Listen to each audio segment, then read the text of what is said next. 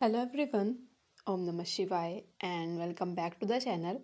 आई hope कि आप सभी ठीक होंगे और अपना भी ध्यान रख रहे होंगे और आप सभी की तैयारी भी एकदम अच्छे से चल रही होगी। तो आज है डे 12 ऑफ यूपीएसआई प्रिपरेशन और आज हम क्या क्या चीज़ें पढ़ने वाले हैं, आज का स्टडी टारगेट क्या रहने वाला है, इन सभी चीज़ों के बारे में हम वीडियो के थोड़ा लास्ट में बात करेंगे।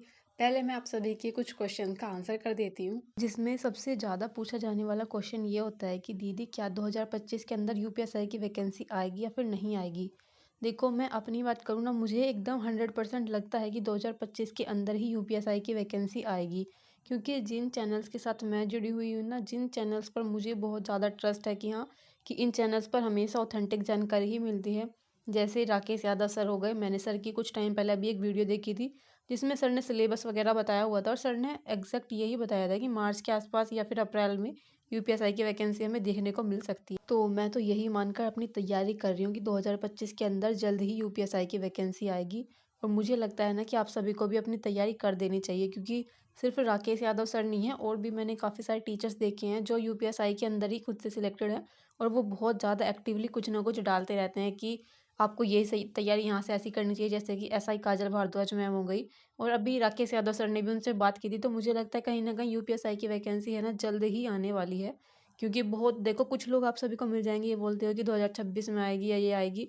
तो मुझे नहीं पता कि भाई वो लोग सच बोल रहे हैं या फिर उनको पता है, लेकिन कुछ लोग ना ऐसे भी होते हैं जो खुद अंदर ही अंदर अपनी पढ़ाई कर रहे होंगे, लेकिन आप सभी को बताएंगे कि अभी मत पढ़ो, 2026 के अंदर वैकेंसी आने वाली है। तो इसलिए आपको अगर लगता है, आपको लग रहा है कि अपनी पढ़ाई शुरू कर देनी चाहिए आप सभी को। और जहाँ तक मैं अपनी बात करूँ तो मुझे तो यही लगता है कि 2025 के अंदर ही यूपीएसआई की वैकेंसी आने वाली है। और रही बात अगर 2026 में भी आती है तो हमें तो पढ़ाई करनी ही है, क्योंकि अभी इस बीच और कोई वैकेंसी भी नहीं है अगर हम उस सब्जेक्ट की या फिर उस एग्ज़ाम की पढ़ाई करें। तो इसलिए बेहतर है कि अपनी तैयारी करनी है। बाकी जहाँ तक मैं बात करूँ तो मुझे तो यही लगता है कि 2025 के अंदर ही आएगी, इसलिए हम इतनी ज़ोरों शोरों से तैयारियाँ कर रहे हैं, मतलब एकदम हार्ड वर्क के साथ तैयारियाँ कर रहे हैं। और बाकी अब बात करते हैं अपनी पढ़ाई की। तो आज है डे 12 ऑफ यूपीएसआई प्रिपरेशन और आई होप कि आप सभी की तैयारी भी ठीक चल रही होगी, क्योंकि मेरी भी ठीक चल रही है। शादी के बाद तुरंत ही मैंने पढ़ाई करना अपना शुरू कर दिया था और देखो काफ़ी सारे नेगेटिव कमेंट भी आए थे मेरे पास जब शादी के लिए मैंने एक व्लॉग बनाया था। तो भाई ऐसा तो नहीं है कि मैं डेली इस तरह के व्लॉग्स बनाती हूँ, एक ही बनाया था।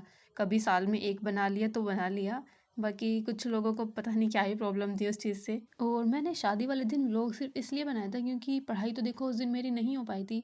तो मुझे लगा एक व्लॉग ही बना लेते हैं, चलो आप लोगों का भी थोड़ा माइंड सा फ्रेश हो जाएगा। और ऐसा नहीं है कि भाई हम पूरा हार्ड वर्क के साथ डेली अपनी तैयारी कर रहे हैं, मॉक टेस्ट लगा रहे हैं, सभी चीज़ें कर रहे हैं। तो मैंने सिर्फ इसलिए बना लिया था कि चलो मैं भी थोड़ा सा इन्जॉय कर रही हूँ शादी वाले दिन, और बाकी आप लोगों का भी थोड़ा सा माइंड फ्रेश हो जाएगा, हमेशा पढ़ाई करते रहते हो। और एक बात मुझे बड़ी ही अच्छी लगी, जैसे कि माना कि कुछ कमेंट्स नेगेटिव थे लेकिन ज़्यादातर कमेंट पॉजिटिव ही थे। और जहाँ तक मुझे लगता है सिर्फ 2 या 3 कमेंट थे जो नेगेटिव थे। और नेगेटिव मतलब एक तो होता है कि चलो आपको कोई चीज़ अच्छी नहीं लगी, आप आराम से बोल भी तो सकते हो कि दीदी ऐसे व्लॉग मत बनाया करो। लेकिन बिल्कुल मतलब इस तरह से बोलते हैं जैसे कि लाइक, मतलब भाई आपकी भी घर में बहन होगी, आप उनसे भी इस तरह से बात करते हो क्या? चलो खैर, इन सब चीज़ों के बारे में बात नहीं करते हैं, बात करते हैं अपनी पढ़ाई की। आज है डे 12 ऑफ यूपीएसआई प्रिपरेशन और आज हम क्या क्या चीज़ें पढ़ने वाले हैं, आज का स्टडी टारगेट क्या रहने वाला है। सबसे पहले अगर मैं मैथ की बात करूँ तो मैथ के अंदर हमारा न्यू चैप्टर स्टार्ट हो चुका है जो कि एलसीएम और एचसीएफ वाला। तो अगर आपको पता होगा, ये मतलब ऐसा चैप्टर है जो कुछ थोड़ा सा डिफिकल्ट भी होता है, थोड़ा सा ईजी भी होता है, लेकिन कुछ क्वेश्चन थोड़े से डिफिकल्ट बन जाते हैं। तो अगर मैं बात करूँ, इससे पहले हमने सिंप्लीफिकेशन वाला चैप्टर पढ़ा था, उसके अंदर आई थिंक 105 या फिर 110 क्वेश्चन थे जो कि हमारे कंप्लीट हो चुके थे।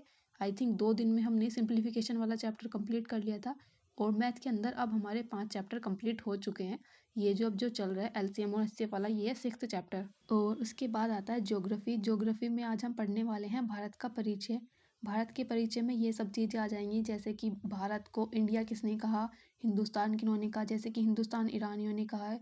आर्यव्रत इसको इसलिए कहा गया क्योंकि आर्य की भूमि थी। और भारत जो है भरत राजा के नाम पर पड़ा। जम्बूद्वीप जो है पुराणों में कहा गया, भारत को पुराणों में जम्बूद्वीप कहा गया। तो इस तरह से भारत के अलग अलग नाम किस किसने दिए हैं। इसके बाद पढ़ेंगे कि भारत का उत्तरी बिंदु, सबसे उत्तरी बिंदु कौन सा है, सबसे दक्षिणी बिंदु, सबसे पूर्वी बिंदु कौन सा है, सबसे पश्चिमी बिंदु कौन सा है।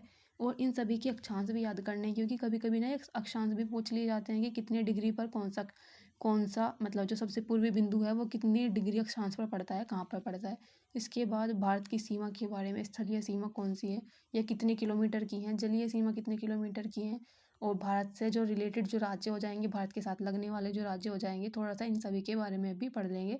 और जो सबसे ज़्यादा क्वेश्चन बनने के चांसेस लगते हैं, जब मुझे लगता है वो श्रीलंका से ज़्यादा हो सकता है। सो नेक्स्ट पार्ट आता है पॉलिटी वाला। पॉलिटी हम पढ़ रहे हैं MG स्टडी यानी कि मुद्रित GS स्टडी से।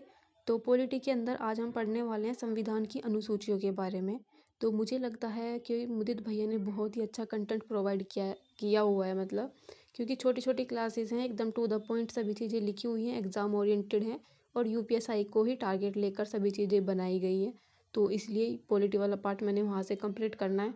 हिंदी की अगर मैं बात करूँ, हिंदी मेरी अभी वही चल रही है, हिंदी के मेरे PYQ ही चल रहे हैं। हिंदी का जो हमारा सेकंड चैप्टर चल रहा था, जिसके अंदर स्वर व्यंजन और अल्पप्राण अघोष अघोष ये सब विराम चिन्ह वाला, ये जो हमारा सेकंड चैप्टर चल रहा था, इसके अंदर काफ़ी सारे PYQ थे और सभी ना याद करते हुए चल रहे थे हम, तो इसलिए थोड़ा सा टाइम लग रहा था मुझे। और आई थिंक 400 या 300 के करीब इसके अंदर PYQ थे, तो थोड़ा सा टाइम लग रहा था। तो यहाँ पर बैठकर मैं हिंदी के ही 100 क्वेश्चन अपने कर रही थी। और इसके बाद अगर मैं बात करूँ, इसके बाद नेक्स्ट पार्ट आता है रीजनिंग का। तो रीजनिंग के अंदर आज तो हम सीरीज़ ही पढ़ने वाले हैं, सीरीज़ के 50 क्वेश्चन करेंगे और उसके बाद सीरीज़ वाला चैप्टर हो जाएगा कंप्लीट। सीरीज़ वाला चैप्टर कंप्लीट होते ही हम इनपुट आउटपुट वाला चैप्टर स्टार्ट करेंगे। तो आई होप कि हम सही चैप्टर स्टार्ट कर रहे हैं, क्योंकि देखो जो बाकी के जो चैप्टर्स हैं ना, वो हमने कहीं ना कहीं पढ़े हैं, यूपी पुलिस के टाइम पर पढ़े होंगे या जनरली भी कोई हम एग्ज़ाम देते हैं तब भी हम उस एग्ज़ाम के लिए वो सभी चैप्टर्स पढ़ते हैं। लेकिन इनपुट आउटपुट वाला एक ऐसा चैप्टर है जो हमने नहीं पढ़ा, इसलिए मेरे ना इसके क्वेश्चन नहीं बन पाते मॉक टेस्ट के अंदर, और हर एक मॉक टेस्ट के अंदर इसके 3 से 4 क्वेश्चन आते ही हैं। और पता प्रॉब्लम क्या है, प्रॉब्लम ये है कि ये क्वेश्चन देखने में ऐसे लगेंगे आपको कि जैसे कितने ज़्यादा डिफिकल्ट हैं, क्योंकि 3-4 शर्तें सी दे दी जाती हैं, उसके बाद मतलब इनपुट के अंदर कुछ चीज़ें लिखेंगे, फिर आउटपुट में लिखेंगे और फिर कुछ क्वेश्चन बनाएंगे। तो देखने में तो ऐसा लगेगा कि जैसे कितना डिफिकल्ट क्वेश्चन है, लेकिन ज़्यादा डिफिकल्ट नहीं होते, बस थोड़ा सा लॉजिक लगाना होता है इस तरह से। तो इसलिए इनपुट आउटपुट वाला चैप्टर पढ़ लेंगे ताकि अगली बार जब मॉक टेस्ट दें तो इसके क्वेश्चन बन जाएँ अच्छे से। क्योंकि बाकी जो अदर चैप्टर्स हैं रीजनिंग की, वो हम कहीं ना कहीं ज़रूर पढ़ते हैं, हमने यूपी पुलिस के टाइम पर भी पढ़े होंगे या फिर अदर हमने कोई भी कॉम्पिटिटिव एग्ज़ाम दिया होगा तो हमने उस टाइम पर भी पढ़े होंगे।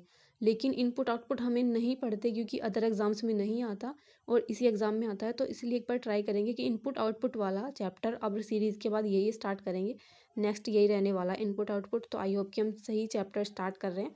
अगर आपको करना है तो ठीक है, अगर नहीं करना तो फिर आप मेरे को बता देना कि ये वाला चैप्टर नहीं करना भी दीदी। तो बस इस तरह से ही चल रही है अपनी तैयारी। आई होप कि आप सभी भी डेली का टारगेट कंप्लीट कर पा रहे होंगे। मैं भी चीज़ें पूरी कोशिश करती हूँ कि अपना पूरा जो दिन का टारगेट होता है उसको उसी दिन कंप्लीट कर लूँ। और बाकी अगर कुछ थोड़ा बहुत रह जाता है ना, कभी कुछ कि कभी कोई काम हो गया, कभी कॉलेज जाना पड़ गया, क्योंकि मेरे BTC की भी कुछ चीज़ें चल रही हैं, तो कभी कभी ऐसा होता है कि सही से टाइम नहीं मिल पाता। तो अगर ऐसा होता है तो फिर मैं नेक्स्ट डे पूरी कोशिश करती हूँ कि अपना अगले दिन उस टारगेट को कंप्लीट कर पाऊँ। और टेलीग्राम चैनल का लिंक मैं पिन कमेंट में लगा दूँगी, वहाँ से जाकर आप मेरा टेलीग्राम चैनल भी ज्वाइन कर सकते हो, क्योंकि डेली का जो टारगेट होता है UPSI का, मैं टेलीग्राम पर ही अपलोड करती हूँ। बाकी आपका कोई क्वेश्चन रह गया तो प्लीज़ कमेंट कर देना। मिलते हैं नेक्स्ट वीडियो में, तब तक के लिए bye bye, take care and Radhe Radhe.